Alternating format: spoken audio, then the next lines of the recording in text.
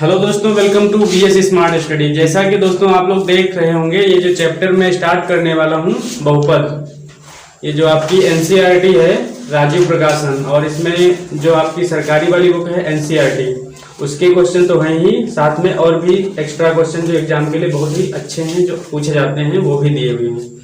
तो इस बुक से मैं आपको बहुपद चैप्टर के बारे में पूरा एनालिसिस, कैसे क्या क्वेश्चन है और पूरी एक्सरसाइज का फुल वीडियो इसके पार्टों में आपको मिलने वाला है।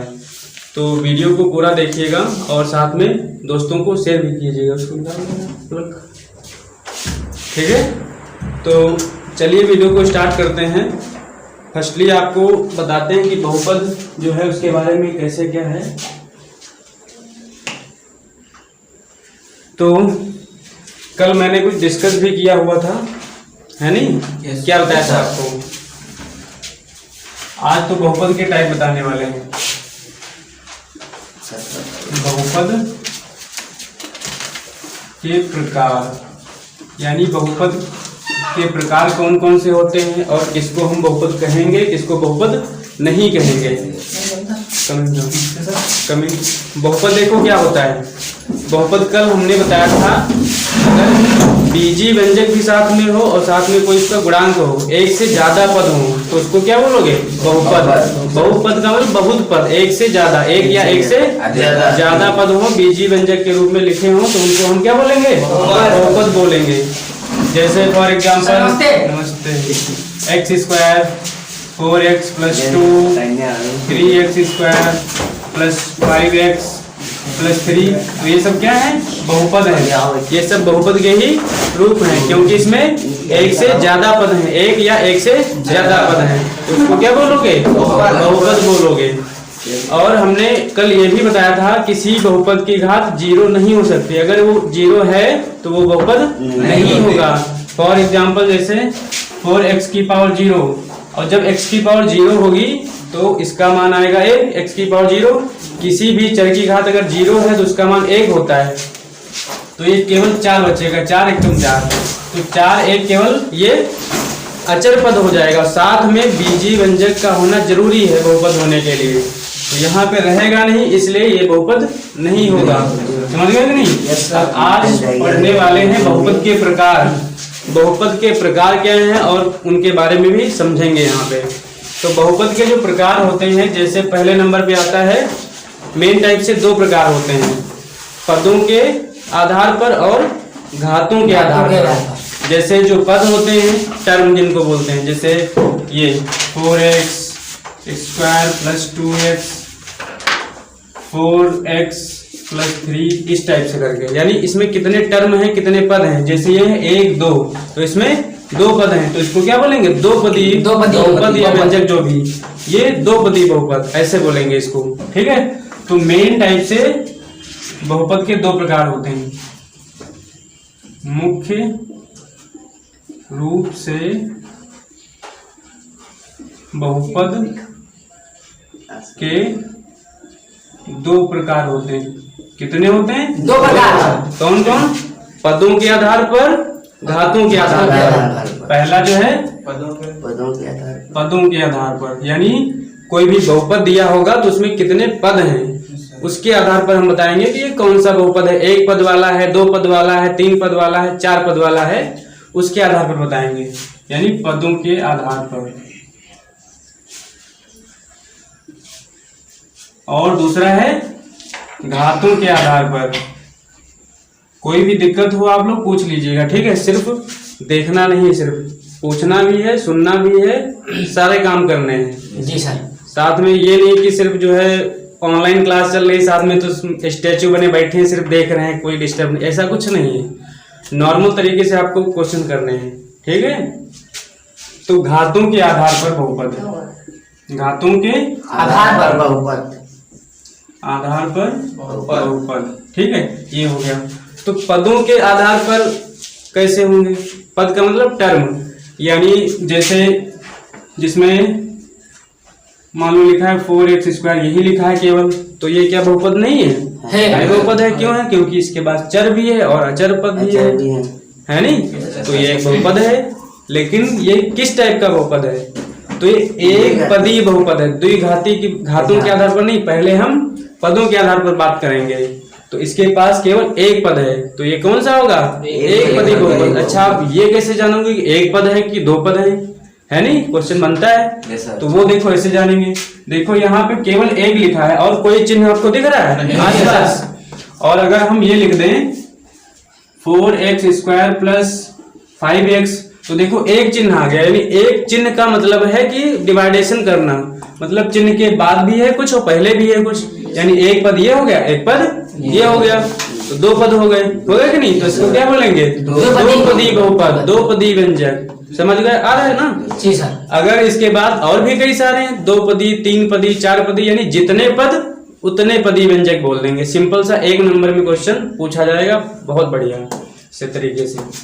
ठीक है, जैसे ये 4x² प्लस 6x प्लस 1, तो इसमें कितने पद आ गए? 1 2 3, तीन पदी बहुपद, तीन पदी व्यंजक। क्वेश्चन पूछेगा निम्न में से कौन सा दो पदी व्यंजक है, चार ऑप्शन दे देगा इसी टाइप से। तो जिसमें आप दो पद हो, तीन पद हो, जो पूछा वही मार्क करिएगा। एक नंबर में क्वेश्चन यहाँ से मिलेगा, ये नहीं कि 4-5 नंबर में मिल जाए, ऐसा कुछ नहीं, एक नंबर में क्वेश्चन आएगा। बता दोगे? जी सर। जैसे ये है तो इसको क्या लिखोगे? एक पदी बहुपद। क्या लिखोगे? एक पदी बहुपद। इसको दो पदी बहुपद, दो पदी बहुपद या व्यंजक। और ये तीन पदी, त्रिपदी, तीन पदी या त्रिपदी, जो भी लिखना हो, त्रिपदी बहुपद। ठीक है, तो ये आपका हो गया पदों के आधार पर। ठीक जी सर। अब जितने पद उतने बहुपदी के आधार पर नहीं, ये ऐसे बोलोगे। जैसे एक पद तो एक पदी व्यंजक, दो पद दो पदी व्यंजक, तीन पद तीन पदी व्यंजक, चार पद चार पदी व्यंजक। ठीक है, अब घातों के आधार पर हम देखेंगे। घातों के आधार पर देखो एक होता है रैखिक बहुपद। क्या बोलते हैं? रैखिक बहुपद। रैखिक जानते हो क्या होता है? रैखिक मतलब एक घात वाला, जिसकी घात एक होगी उसको बोलेंगे रैखिक। एक घाती ना बोल करके उसको रैखिक बोलेंगे। एक घाती भी बोल सकते हो, ऐसा नहीं है, लेकिन ये थोड़ा स्मार्ट नाम है। ये बोल दोगे दूसरा जान नहीं पाएगा। एक घात बोलोगे एक घात वाला, अच्छा वो तुरंत जान जाएगा। रैखिक बोलोगे कहोगे ये क्या बोल रहा है, वो जान ही नहीं पाएगा क्या बोल रहा है। एक घात बोल दोगे तो तुरंत समझ जाएगा। तो अगर सिचुएशन के हिसाब से बोलना है तुमको, है नहीं? अगर उसको आप चाह रहे हो बताना तो बोल देना घात के आधार पर, फिर इसको समझा देना इसको रैखिक भी बोलते हैं। अगर नहीं समझाना चाह रहे हो तो रैखिक बोल देना, वो समझ ही नहीं पाएगा। तो कहने का मतलब ये है रैखिक वाला जो होता है वो एक घात वाला होता है। जैसे जिसकी, यानी यहाँ लिख लो, जिस बहुपद की सर्वोच्च घात, सर्वोच्च समझते हो? मतलब सबसे बड़ी घात, सर्वोच्च घात कितनी हो? एक हो, उसे क्या कहते हैं? रैखिक बहुपद। अब ये वहां तुमसे डेफिनेशन नहीं आएगी लिखने की कि रैखिक किसको कहते हैं, लेकिन ये जानोगे नहीं तो बता कैसे पाओगे। तो जिसकी सर्वोच्च घात एक, उसको रैखिक बहुपद। सिंपल सा है। और कल आपने घातों के बारे में जाना भी था बहुपद के आधार पर। और अगर द्विघात बहुपद, कुछ लिख लो, बाकी सारे कर ही लोगे। द्विघात बहुपद, द्विघात बहुपद मीन्स जिसकी सर्वोच्च घात दो हो, उसको द्विघाती बहुपद बोलेंगे। कौन? दो घाती बहुपद। यहाँ पे लिख लो, जैसे एक घात वाला एग्जाम्पल के लिए साथ में ये भी लिखते चलो। जैसे 4x, अब यहाँ x की घात देखो कुछ नहीं लिखा है, जहाँ पे कुछ नहीं लिखा होता है वहां पे एक होता है। तो 4x की घात एक है, मतलब इसको क्या बोलेंगे? रैखिक बहुपद है। अब जैसे यहाँ लिखा हो 3x प्लस 4, तो इसको क्या बोलेंगे? कौन सा पद? रैखिक बहुपद, क्योंकि इसकी जो सर्वोच्च घात है वो क्या है? एक है। यहाँ घात है, ऐसा नहीं, 4 के पास भी घात है। 4 गुणे x की पावर 0 लिखा है वहां पे।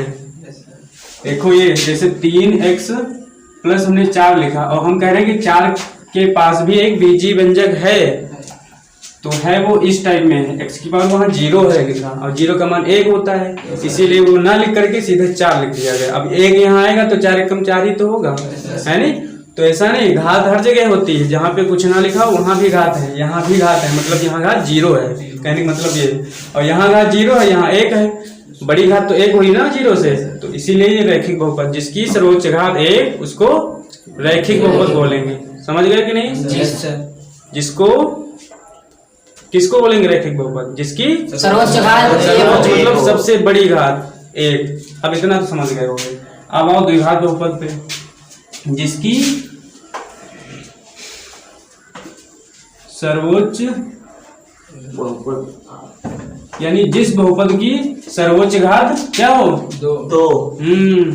सर्वोच्च घात 2 हो,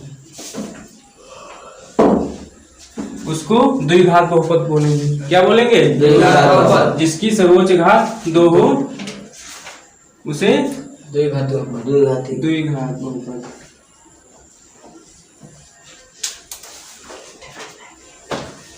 बहुपद कहते हैं। समझ गए? जैसे एग्जांपल 4x² + 3x इस टाइप से। तो यहाँ पे पावर 1 है, यहाँ 2 है, लेकिन जो सबसे बड़ी घात है वो क्या है? 2।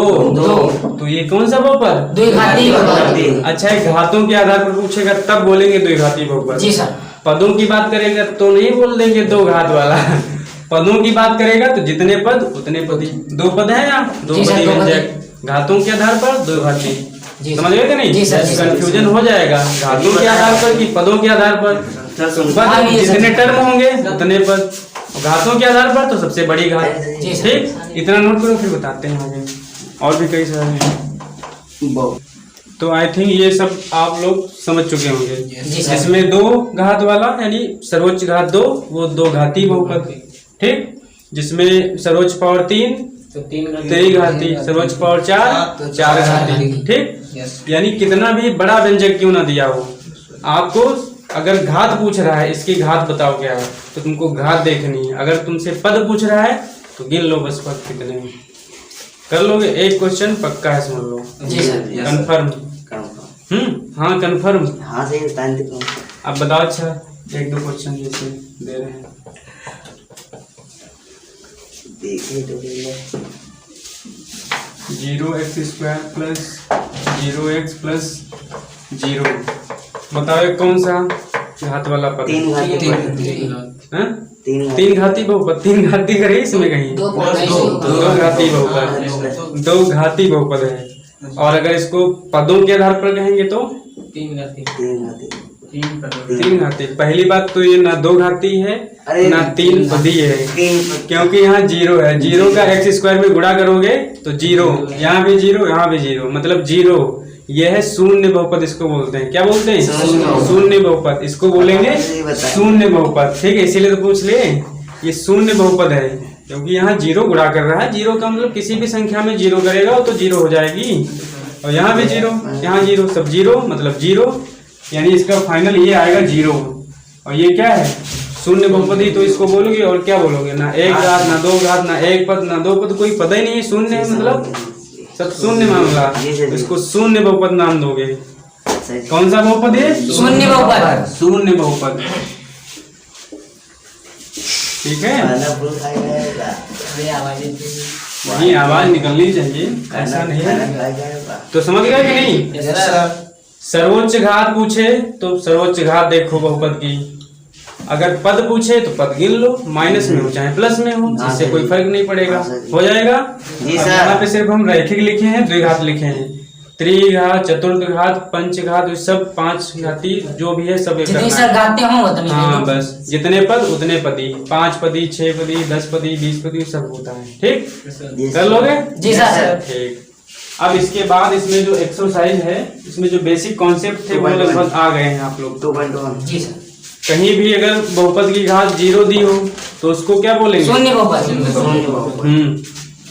शून्य बहुपद भी बोलोगे। पहली बात तो 0, कल क्या बताया था हमने, किसी बहुपद की घात 0 नहीं हो सकती है, और 0 होगी तो बहुपद ही नहीं होगा। पहली बात तो ये, और शून्य बहुपद की बात कैसे आ गई? अब जैसे ये बहुपद है 4x की पावर 0, तो x की पावर 0 का मान यानी किसी की घात 0 होती है उसका मान 1 होता है। तो यहाँ तो 4 आएगा, तो ये बहुपद हो पाएगा? नहीं हो पाएगा।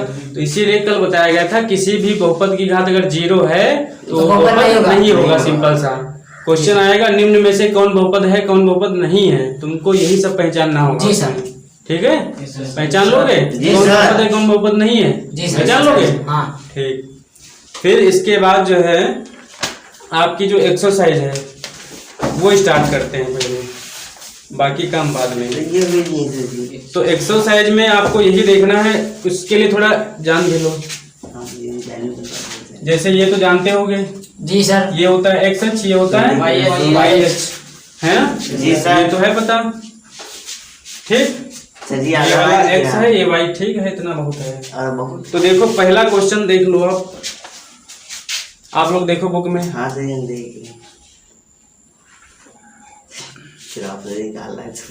देखो 1 नंबर क्वेश्चन, किसी बहुपद px के लिए y बराबर px का ग्राफ नीचे आकृति में दिया हुआ है। प्रत्येक स्थिति में px के शून्यकों की संख्या तुमको बतानी। px के शून्यकों की संख्या मतलब जो ऐसे कितने ग्राफ हैं जो ग्राफ खींचा हुआ है वो x अक्ष को कहाँ कहाँ टच कर रहे हैं, कितनी बार टच कर रहे हैं। x अक्ष को जितनी बार टच करेंगे वहां से गुजरेंगे उतने शून्यकों की संख्या होगी। बस तुमको ये देखना है। तो ये आप देख लो ग्राफ, स्क्रीनशॉट आप लोग ले लीजिएगा, फिर उसके बाद करते हैं। अब देखो पहला वाला जो इसमें पार्ट है, पहला वाला पार्ट, उसमें आप देख लो, इसमें ये जो है ये सीधे यहाँ पे है। ना दिख रहा सर जी। अरे यहाँ दिख रहा है कि नहीं दिख रहा है? दिख रहा, ये है यहाँ पे, ठीक है। तो ये एक्स अक्ष को टच कर रहा है? नहीं। तो इसमें जो शून्यकों की संख्या होगी वो शून्य होगी, क्योंकि एक्स अक्ष पर कुछ दिख ही नहीं रहा है। और पीएक्स पर पूछ रहा है क्वेश्चन, y बराबर पीएक्स को ग्राफ दिया गया तो पीएक्स के शून्यकों की संख्या बतानी है, यानी एक्स अक्ष पर जितने है ना। वाई अक्ष पर अगर पूछता तो एक बार कट कर रहा है, एक होता शून्यकों की संख्या, लेकिन एक्स अक्ष तो हमारा ये है, ये थोड़े नहीं है। तो यहाँ पर कहीं कट नहीं कर रहा है, इसलिए इसके शून्यकों की संख्या शून्य। पहला आंसर आ गया। अपनी अपनी बुक में सब लोग देखिएगा, ठीक। ऑनलाइन वाले तो अपनी बुक में देख ही लो, स्क्रीनशॉट ले लियो तो बहुत अच्छी बात। और दूसरा वाला देखो, दूसरा वाला कुछ इस टाइप से है, समझ में आ रहा है कि नहीं? बुक है वो कि नहीं? देख रहे हो उसमें? देखो दूसरा वाला देखो, इसमें दूसरा वाला जो ऐसे बना है इस टाइप से, एक ऐसे करके फिर ऐसे बना है दूसरा वाला, इस टाइप से है कुछ, ठीक है। तो इसमें देखो एक्स अक्ष पे ये कितनी बार कट कर रहा है? 2 बार। एक बार उनको 2 बार कहाँ दिख गए? नहीं सर, एक बार। एक्स अक्ष पे पूछे, एक्स अक्ष कौन सा है? सर लिख दिया तो है एक्स अक्ष, लिखने की तो पता होना चाहिए। नहीं पता आप जान लो। देखो ये वाला एक्स अक्ष होता है, ये होता है वाई अक्ष, ठीक। तो आपसे वाई अक्ष की बात नहीं कर रहा, एक्स अक्ष पे शून्यकों की संख्या एक बार ये कट गया है, तो यहाँ पे शून्यकों की संख्या हो जाएगी 1। समझ गए? ये बहुत आसान क्वेश्चन, बहुत मतलब बहुत ही आसान। बस देखो आंसर करो, आगे बढ़ो। अगर वाई पी वाई पे पूछता शून्यकों की संख्या, इसमें पी एक्स के शून्यकों की संख्या पूछी ना। अगर पी वाई के शून्यकों की संख्या पूछता तब भी 1 ही आता, क्योंकि वाई को भी एक बार कट कर रहा है। और वो चाहे कट करे माइनस की तरफ चाहे प्लस की तरफ, ये मतलब नहीं है कितनी बार कट कर रहा है, ये आपको ये जानना है। समझ गए कि नहीं? निकाल लोगे? अब ये तीसरा वाला है, तीसरा वाला कुछ इस तरह से है। ये वाला होगा आप लोग का?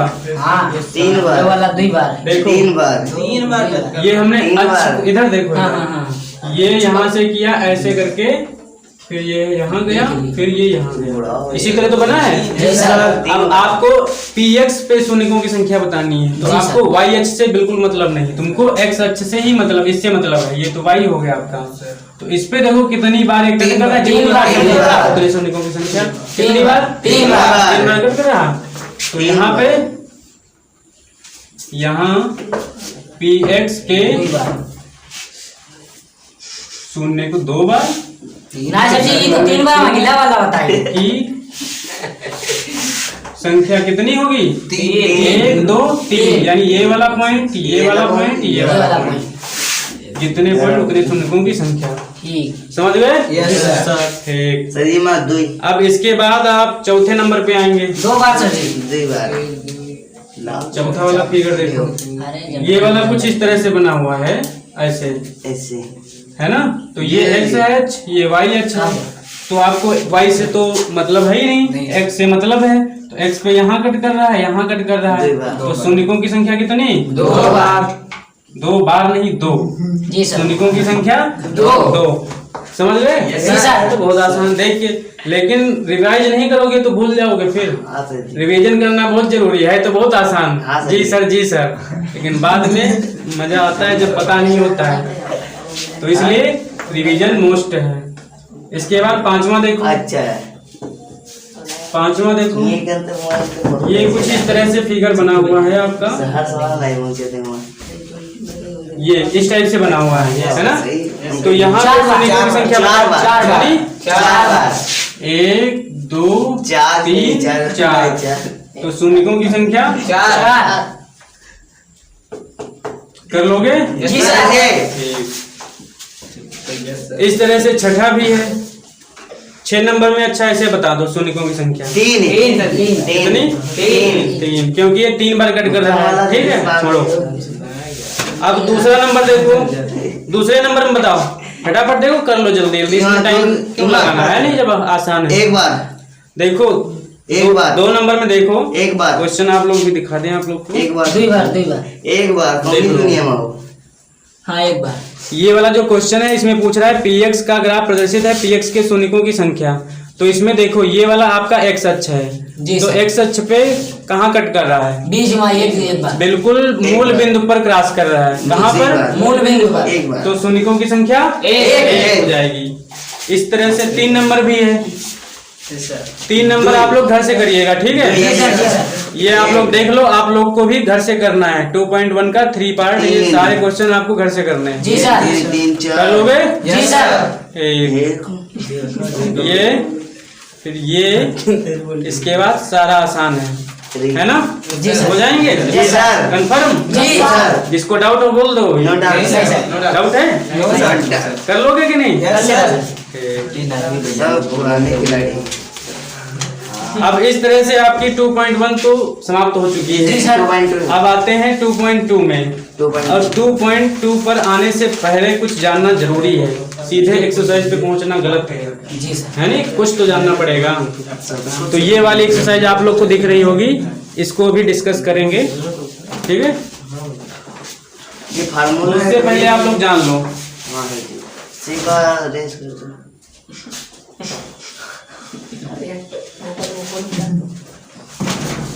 इसके लिए जो है बहुपदों का कुछ यहाँ पे जो बहुपद की जनरल फॉर्म होती है वो भी पता होनी चाहिए, है नहीं? तभी आप याद कर पाएंगे।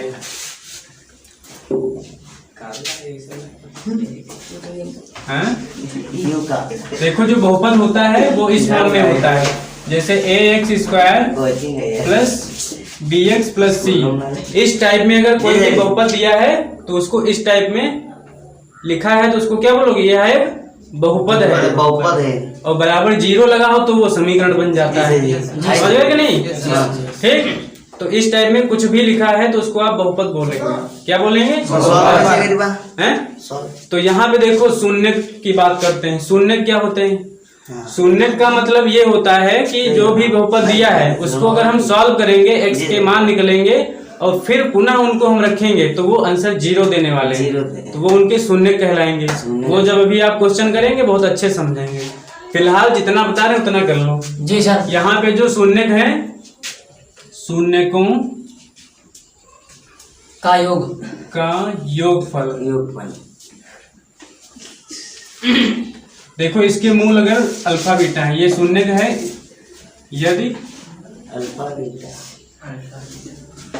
इसके मूल, जब कोई भी बहुपद होगा तो उसके शून्य भी होंगे। जी सर। है नहीं? शून्य होंगे। तो यहाँ पे हम इसके शून्य मान है कि अल्फा बीटा है। माना यदि इसके शून्य क्या है? अल्फा बीटा है। ठीक है। 2 घात वाला तो 2 शून्य होंगे। जितनी घात यहाँ पे होगी उतने शून्य निकलेंगे तुम्हारे, ये जान लो। ठीक। तो यहाँ पे अल्फा बीटा है, तो शून्यकों का योगफल क्या होगा? 2 होगा।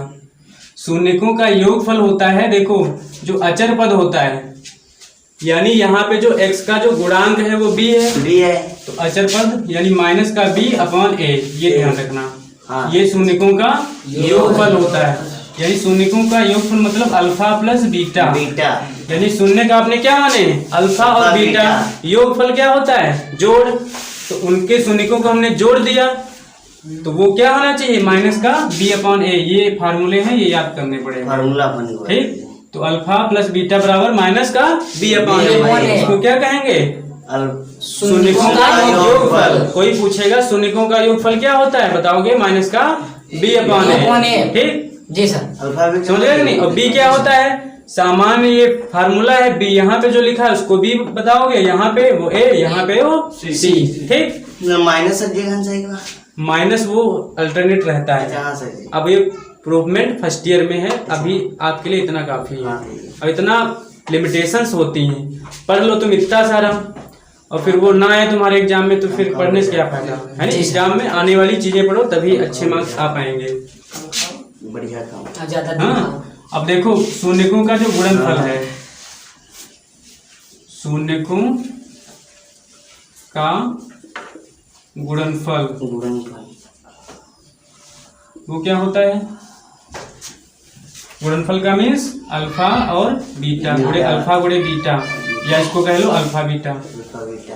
ठीक, समझ गए। कैसे? वो होता है माइनस का माइनस B अपॉन A। नहीं, C upon A. C upon A। Minus वाइनस नहीं होता इसमें। हाँ। सी का मतलब जो आपका यहाँ पे अचर पद दिया हुआ अचर है पद। वो, और जो आपका एक्स स्क्वायर का जो गुणांक है। गुणांक।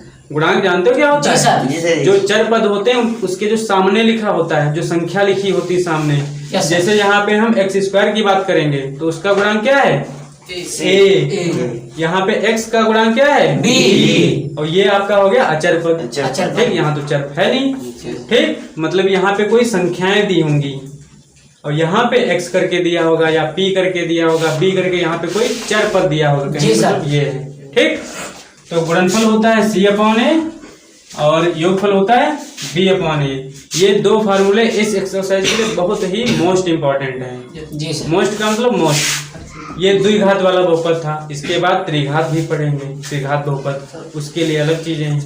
तो पहले द्विघात वाला ये नोट कर लो, तो इसके बाद इसके क्वेश्चन कराते हैं। ठीक है, आप लोग भी इसको नोट करो जल्दी से। बंद काय करे नहीं हुआ। ठीक है, इसके बाद आप लोग स्टार्ट करेंगे एक्सरसाइज। ये आप लोग जान चुके होंगे। जी सर। ठीक, ये बेसिक कॉन्सेप्ट थे कुछ, और त्रिघात बहुपद में और भी आपको सीखने को मिलेंगे। वो हमने लिखवाया नहीं, वो जब आए तब लिखवा देंगे। एकदम से बर्डन डालना ठीक भी नहीं, और इनको आप लोग याद कर लीजिएगा। ठीक है, से बहुपद बराबर है। अब देखो आपको एक्सरसाइज में दिया गया होगा, इससे पहले आप लोग सीख भी चुके होंगे 9th class, 8th class, 7th class, गुणनखंड निकालना जी सर। है नहीं। अब यहाँ पे पहले शून्यक निकालने पड़ेंगे, और शून्य गुणनखंड की सहायता से आप निकालोगे। तो प्रश्नावली 2.2 है, इसको आप लोग देख लीजिए। स्टार्ट कर देते हैं फिलहाल। देखिए, या है बेगा। दिख रहा है, जी सर। क्या दिखा, पढ़ो। x2 -2x -8। यानी जो लिखा हुआ है, निम्न द्विघात बहुपदों के शून्यक निकालना है, शून्यक ज्ञात करना है, और शून्यकों तथा गुणांकों के बीच संबंध की सत्यता की जांच भी करनी है। जी सर। तो पहले तो आप क्या निकाल लेंगे, शून्यक, शून्य, फिर संबंध की सत्यता की जांच करेंगे। तो x स्क्वायर -2x -8। -8। आप लोग बुक निकाल करके देखो। जी सर। तो इसको मिटाते हैं, आगे पीछे ना हो, इधर ध्यान दो। अभी पूछेंगे सवाल, आंसर नहीं दे पाओगे, जी सर। फिर आगे पीछे होने लगोगे फिर। अभी अब देखो, पहले का पहला x स्क्वायर माइनस का 2x माइनस का 8, ये बहुपद है। इसके हमको शून्यक निकालने हैं। तो शून्यक निकालने के भी रास्ते हैं। एक, श्रीधराचार्य नियम पढ़े होगे, जी सर। याद आ रहा है, श्रीधराचार्य 9th में बहुत पढ़े होगे। x के मान जब निकाले जाते हैं वो यूज करते हैं। एक होता है गुणनखंड विधि, वो ज्यादा आसान है। जब गुणनखंड विधि ना अप्लाई हो, ना लगा पाओ, तब श्रीधराचार्य के पाओ, वहां से तो फाइनल आंसर आएगा ही आएगा। जब बहुत टफ क्वेश्चन होता है तब वहां पे जाना है, वैसे तो यहाँ तक हो जाएगा काम। अब देखो गुणनखंड कैसे निकालते हैं, बहुत जरूरी है, बहुत अच्छे ध्यान देना। एक्स स्क्वायर का जो गुणांक है वो क्या है? एक एक है कि नहीं? है ना एक? तो पहले जो ये अचर पद है इसका इससे आप गुणा करोगे। 8 एकम 8 यहाँ पे मान लो इस समय एक दिख रहा है, ऐसा कोई बहुपद आएगा वहां कुछ लिखा भी होगा, 2 लिखा होगा, 3 लिखा होगा, तो पहली प्रायोरिटी आपकी है गुणा करना। ठीक, ए और सी का यहाँ पे क्या है? ए। ये कौन सी फॉर्म में है? ये इसी फॉर्म में तो है, A X square plus B X plus C, इसी फॉर्म में तो लिखी हुई है। यानी यहाँ सी है, यहाँ ए है, तो पहली आपकी प्रायोरिटी रहेगी ए और सी का गुणा करना। करो गुणा, तो 8 एकम 8, यहाँ कुछ नहीं लिखा मतलब एक होगा, तो 8 एकम 8 हो गया। अब समझो आपके पास 8 मिल गया। अब 8 के ऐसे फैक्टर करने हैं। कैसे फैक्टर करने हैं? 8 ऐसे फैक्टर करो जिनका अंतर, यहाँ पे माइनस का चिन्ह है तो अंतर ज्ञात करेंगे, प्लस का होगा तो योगफल। क्या हमने बोला कि इसको पहले से गुणा करो, फिर उसके ऐसे फैक्टर करो, मतलब उसको ऐसे 2 भागों में बांटो कि जिनका यहाँ पे माइनस है तो अंतर, और योगफल यानी प्लस होगा तो योगफल क्या होना चाहिए? बी होना चाहिए। 4 डी की जगह पे जो भी लिखा है वो होना चाहिए। यहाँ पे 2 लिखा है तो 2 होना चाहिए। समझ गए कि नहीं? तो जैसे 8 है तो 4 गुणे अगर 2 हम करते हैं 8 गुना 8, ठीक, और 4 में से 2 घटा देंगे तो क्योंकि यहाँ माइनस है इसलिए हम घटाएंगे। क्यों घटाएंगे? क्योंकि यहाँ माइनस है। देखो 8 के 2 फैक्टर हैं तो कई सारे, बहुत सारे। 8 एकम 8, 7 होता तो वो लग जाता, 4 दूनी 8 है ना, लेकिन 2 नहीं बचता वहाँ पे। 8 एकम 8 करते तो 7 बचता वहाँ पे। हमको आवश्यकता है 2 की। ठीक, तो इसलिए हम 4 और 2 को ले रहे हैं, और 4 से हम 2 को घटा देंगे तो 2 हमारे पास बच जाएगा। वही तो हमको लाना है। समझ में आया कि नहीं? देखो करोगे तब करने लगोगे, अभी स्टार्टिंग है, समझने की कोशिश करो। अभी 1-2 सवाल देखना, अभी तुम लोग खुद लगाओगे। तो देखो इस 2 को हम रिप्लेस करेंगे। कैसे रिप्लेस करेंगे? ऐसा कुछ लिख दो, 4 और 2 को ऐसा कुछ बना के लिख दो कि लगे वो यही लिखा है, 2 ही लिखा है। तो इसको हम क्या लिखेंगे? माइनस का 4 माइनस 2 ऐसे लिख दें। देखो 4 से 2 गया, अब भी तो 2 ही तो है। बस ये तुमको दिख रहा है कि 4 माइनस 2, लेकिन है तो एक्चुअली में 2 ही। हमने इसमें कोई परिवर्तन नहीं किया है वो 2 था, अब भी 2 है। ठीक, बस इस 2 को हमने ऐसा किया है कि इसके 2 टुकड़े हमने बना दिए हैं। ठीक, और है आंसर वही है। अब माइनस यहाँ पे x लिखा है, x लिख दो। ठीक जी सर, और माइनस का 8 लिखा, 8 लिख दो। समझे कि नहीं? जी सर, ये चीज समझ गए? जी सर। अभी 1-2 और लगाओगे तो करोगे। अब इस माइनस का अंदर इसमें गुणा करो, साथ में x भी है तो x का भी साथ में कर दो। ठीक, तो इस माइनस का साथ में x, तो माइनस यहाँ पे कोई चिन्ह नहीं, मतलब प्लस का है, तो माइनस प्लस माइनस, और साथ में x है तो 4x आ गया। ठीक, x का भी दोनों में करेंगे, फिर ये माइनस माइनस प्लस बोला करो, और फिर 2 है 2 लिख दिया, और ये x है। ठीक, x जो है दोनों में करेगा, और ये माइनस का चिन्ह तो है वो तो करेगा ही करेगा। ठीक, समझ गए इतना? जी सर। फिर माइनस का 8 लिखा था, लिख दिया। समझ गए? अब यहाँ से हम कॉमन निकालेंगे। ठीक, देखो ये यहाँ पे 4 टर्म हो गए तुम्हारे पास। अब एक यहाँ से कॉमन निकालो। हाँ बताओ क्या पूछना है? अब यहाँ देखो, यहाँ पे x है, यहाँ पे x है, और यहाँ पे कोई संख्या तो है नहीं, 1 है, तो 1 कॉमन लोगे तो कोई फर्क ही नहीं पड़ डाल पाएगा, है नहीं? x तो x यहाँ भी, x यहाँ भी, x कॉमन ले ले। कॉमन क्या होता है? अच्छा जानते हो कॉमन? समान है, जो सभी कॉमन मतलब जो सबके पास। अब जैसे हम इन 2 में कॉमन ले रहे हैं, तो वो चीज जो कॉमन ले वो दोनों में होना चाहिए। समझ गए? ये चीज होती है कॉमन। कॉमन का मतलब जैसे तुम 2 भाई हो तो कॉमन चीजें होती हैं, कुछ बोलने की आवाजें किसी की कॉमन होती है, शक्ल कॉमन हो जाती है, यानी वो चीज मतलब जो समान हो, समानता रखती हो। तो यहाँ देखो x यहाँ भी, x यहाँ भी, शक्लें जान लो। जी सर। वहाँ भी लिखी, वहाँ भी लिखी, तो उसको बाहर ले आओ, ऐसे ले आए बाहर। तो यहाँ से 1 लाए हम बाहर, और क्योंकि 1 ही हम ला सकते हैं, यहाँ तो 2 है, ये तो 2 दे देगा, लेकिन ये दे पाएगा नहीं। अब जैसे हम ये कहें, तुम 2 लोग हो, तुम्हारे पास 100 रुपए, इनके पास 50 रुपए हैं, और हम ऐसे कहें कि हमको जो है 100 रुपए दो, तो आप तो दे दोगे, ये दे पाएंगे नहीं। लेकिन अगर हम 50 कहें तो दोनों लोग दे दोगे, आप तो दे ही दोगे क्योंकि आपके पास तो 100 है, लेकिन ये भी दे देंगे क्योंकि इनके पास 50 हैं, दे सकते हैं। ठीक, समझ गए? यानी मैक्सिमम जो सबसे छोटा वाला होगा उसके पास जितना ज्यादा होगा वो सब उठा के अपना दे देगा, उतना कॉमन लेना है। तो इसके पास सबसे कम यही था, एक ही x था, पूरा उठा के उसने दे दिया, एक x ले लिया, यहाँ बचा x, दो थे तो एक बाहर दिया इसने, एक अंदर, तो एक अंदर रह गया कि नहीं। जी सर। और इसके पास एक ही था वही दे दिया, तो इसके पास वो बचा ही नहीं, इसके पास कुछ नहीं बचा। अब ये 4 बचा, वो लिख जी दो। सर। 4 समझ गए कि नहीं। जी सर। फिर यहाँ से दो यहाँ x है, यहाँ x नहीं, तो x तो दे नहीं दो पाएगा, कॉमन, लेकिन हाँ संख्या दे सकता है दो, जो दो। अचर पद है। यहाँ 2 है, यहाँ भी 2 है, दो, 8 के पास भी चार 2 दूनी मौजूद है, दो। क्योंकि 4 दूनी 8। चार समझ गए कि नहीं, 2 मौजूद है, तो यहाँ से 2 निकाल लो, तो यहाँ बचा x माइनस, चार। और इसने जब 2 दिया तो 4 दूनी 8 यानी 4 बचा। समझ गए। अब फिर यहाँ देखो, एक ये एक ये, अब देख रहे हो ये वाला ब्रैकेट देख रहे हो, ये चीज समान है कि नहीं। समान है। अब ये बाहर ले लो, पहले x माइनस 4 ले लिया बाहर, तो यहाँ क्या बचा x, और यहाँ +2। ठीक, समझ गए कि नहीं। जी सर। अब ये इसके गुणनखंड हो गए, माइनस लेकिन हमको यहाँ तक सीमित नहीं रहना है। क्वेश्चन हमसे ये नहीं पूछा है कि माइनस फैक्टर इसके 4। बताओ, क्वेश्चन हमसे पूछा है शून्यक बताओ, तो शून्यक निकालने के लिए आप लिखोगे अतः शून्यक के लिए, शून्यक निकालना है इसलिए इनको 0 के बराबर करोगे, वैसे नहीं करोगे। शून्यक निकालना है इसलिए x माइनस 4 बराबर 0, दोनों पेयर्स को 0 के बराबर कर दोगे। जी सर। तो x बराबर 4 आ जाएगा, और इसको करोगे x प्लस 2 बराबर 0, तो यहाँ से आएगा x बराबर -2। ये आपके शून्य का आ गए, पहला शून्य 4, दूसरा -2। अब कह रहा है कि सत्यता की जांच भी करो, जांच के है नहीं कि ये बात सत्य है कि नहीं सत्य है, तो वो जांच देखो कैसे होगी, मेन यही है। ठीक, अब देखो आपके पास शून्य ये आए हैं, तो शून्यकों का योगफल क्या होता है, अभी हमने फार्मूला लिखवाया था। अगर 2 मूल होते हैं अल्फा बीटा गामा, तो उनका योगफल क्या होता है, माइनस का b/a। तो इसकी सहायता से पहले निकाल लो।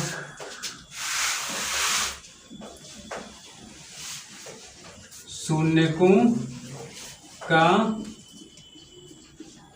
योगफल क्या होगा, यानी अल्फा प्लस बीटा क्या होता है, माइनस का माइनस b होता है कि नहीं। जी सर। अब b की जगह पे क्या है यहाँ पे,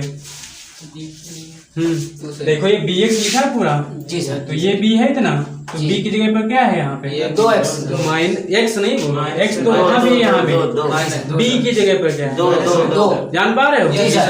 2 नहीं केवल बोलोगे, -2 बोलोगे, यहाँ माइनस है, चिन्ह का माइनस बहुत है। महत्व है, समझ रहे जी सर। हैं। जान गए b क्या है, यस, यस। -2, तो जहाँ b है वहाँ लिख दो -2। ये तो माइनस फार्मूले वाला है, ये वाला माइनस नहीं, वो तो लिखोगे अलग। अलग से ठीक, लीजिए, हाँ। ये b की जगह पे हमने -2 लिखा। अब a बताओ कितना है, तुम बताओ a कितना है, यहाँ पे देख के बताओ a कितना है। एक यहाँ पे कुछ लिखा है, जी सर। क्या लिखा है, x तो लिखा है, x का x² का जो गुणांक होता है वही तो a होता है। देखो यहाँ क्या लिखा है, x² का गुणांक a है कि नहीं। अब हमने आपसे पूछा a बताओ, तो यहाँ मतलब यहाँ a लिखा है, तो यहाँ भी कुछ लिखा होगा। अब यहाँ पे कुछ नहीं है, तो मतलब 1 होता है कि नहीं होता, हमने बताया था। तो a क्या होगा, 1, यानी जो योगफल आ गया शून्यकों का वो क्या होगा, माइनस माइनस प्लस, और 2/1 मतलब 2। ठीक, अब ये आया बहुपद की सहायता से, आपको शून्यकों की सहायता से निकालना है। यहाँ लिख भी सकते हो बहुपद की सहायता से, बहुपद की सहायता से। अब जो योगफल निकालोगे वो शून्यकों की सहायता से निकालोगे, तथा शून्यकों की सहायता से योगफल, शून्यकों का योग करके देखो, ये है अल्फा, ये बीटा मान लो, अल्फा प्लस बीटा, तो अल्फा क्या है 4 और फिर प्लस -2 है नहीं, तो 4 प्लस माइनस -2, 4 से 2 गया 2। देखो यहाँ भी 2, यहाँ भी 2। यही तुमको सत्यता की जांच करनी है, यानी बहुपद से चेक करो पहले योगफल, फिर जो आप शून्य निकाले हो उनको जोड़ के देखो आ रहा है कि नहीं आ रहा है। जी सर, समझ गए कि नहीं। अब ये हो गया योगफल, अब गुणनफल भी चेक करना पड़ेगा। चेक तो करना पड़ेगा ना, बहुपद में क्या होता है, योगफल गुणनफल दोनों होता है, वो भी चेक कर लो, जान लो, सीखना है तो क्या है। अब बहुपद की सहायता से योगफल था, अब गुणनफल देख लो। गुणनफल क्या होता है? अल्फा बीटा होता है कि नहीं? ये क्या होता है? सी अपॉन ए। सी अपॉन ए। सी क्या है यहाँ पे? -8 है कि नहीं? जी सर। -8 ए कितना है? एक। तो क्या आएगा? माइनस का 8 आएगा गुणनफल। इस तरह से फार्मूले की इसकी सहायता से, शून्यकों की सहायता से गुणनफल अल्फा बीटा। यहाँ पे देखो क्या है? 4 है कि नहीं पहला शून्य, और दूसरा -2 है, गुणा करो इनका, तो 4 दूनी 8 माइनस का 6 ही बोलोगे, ध्यान नहीं दोगे तो 6 ही निकलेगा। समझ गए कि नहीं? देखो जी सर। जी सर। जब हमने बहुपद की सहायता से निकाला गुणनफल तब भी -8, फिर जो हमने बहुपद की सहायता से शून्य निकाले थे उसका हमने गुणा किया तब भी -8। बस यही सब, इतनी प्रोसेस करनी पड़ेगी हर सवाल में। नोट करो जल्दी। कुछ ज्यादा ही सर। तो इस तरह से ये क्वेश्चन आपका हो गया है। इसके बाद इसमें जो है 9 पार्ट हैं, आप लोग देख सकते हैं, है नहीं? इसमें 9 पार्ट हैं, तो इसमें लगभग क्वेश्चन आपसे हो ही जाएंगे। दिखा? टोटल 9 पार्ट हैं इसमें। 4x² - 4s + 1, 6x² - 3 - 7, इस टाइप से करके हैं इसमें। और ये सारे क्वेश्चन एनसीईआरटी एग्जाम्पलर से लिए हुए हैं, आप लोग देख पा रहे हैं, ठीक है? तो सारे सिलेक्टेड क्वेश्चन हैं। इन क्वेश्चनों को आप लोग करिएगा, अगर ना सॉल्व हो तो बताइएगा, इनको कल सॉल्व करेंगे, नेक्स्ट पार्ट में आप लोग इसको देख पाएंगे, ठीक है? तो ये बहुपद का जो है आपका फर्स्ट पार्ट था। इसके बाद आप समांतर श्रेणी भी कंप्लीट कर चुके हैं, प्लेलिस्ट बनी हुई है, उसमें जा करके समांतर श्रेणी आप देख चुके हैं, देख लीजिए, नहीं देखें तो। और उसके बाद निर्देशांक ज्यामिति के भी वीडियोस में अपलोडेड हैं, वो भी देख सकते हैं part wise. Maths NCERT 10th नाम से प्लेलिस्ट बनी हुई है। आप लोग जरूर से जरूर इस वीडियो को शेयर करो, ज़्यादा से ज़्यादा दोस्तों में, लाइक करो, कमेंट करो, सारी चीज़ जो भी करना है सब कर दो, ठीक है?